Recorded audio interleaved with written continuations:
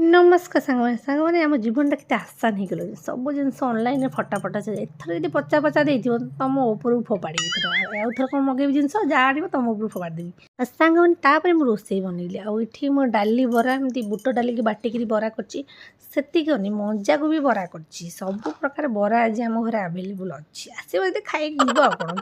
ବରା ତରକାରୀ କରିଛି, ପୋଟଳ ଛାଣିକି ରଖି ତା ଦେହରେ ପୋଟଳ ବରା ତରକାରୀ କରିଛି। ମୋ ଦିଅର ଖାଆନ୍ତିନି ଡାଲି ବରା, ସେଥିପାଇଁ ତାଙ୍କ ପାଇଁ ପୋଟଳ ପକେଇ ଦେଇଛି।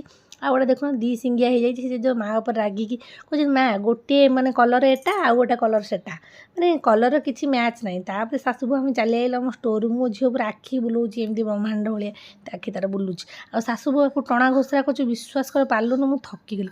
ମୁଁ କହିଲି ଶାଶୁ ମାଆଙ୍କୁ ଛାଡ଼ିଦେବା, ତାଙ୍କ ଉପରେ ସିଏ ତାଙ୍କ ପାରୁଛନ୍ତି ନାଇଁ ଦେଖିବା। ଆଉ ଶାଶୁ ବୋଉ ଆମେ କାହିଁକି ଏଠି ପାଲା କରିଥିଲୁ କହିଲେ ସାର୍ ଏଇ ଛୋଟ ଗାଡ଼ିଟାକୁ ମୁମ୍ବାଇ ପଠାଇଦେବେ, ବଡ଼ ଗାଡ଼ିଟାକୁ ନେବେନି। ବଡ଼ ଗାଡ଼ିଟା ଏଇଠି ଥୁଆଇକି ପୂଜା ହେବ। ସାର୍ ସବୁ ଜିନିଷ ପତ୍ର ତାଙ୍କ ଗାଡ଼ିରେ ଠୁସିଲେଣି, ପୁରେଇବେ କ'ଣ ନେଇକି ଯିବେ ସିଆଡ଼ୁ।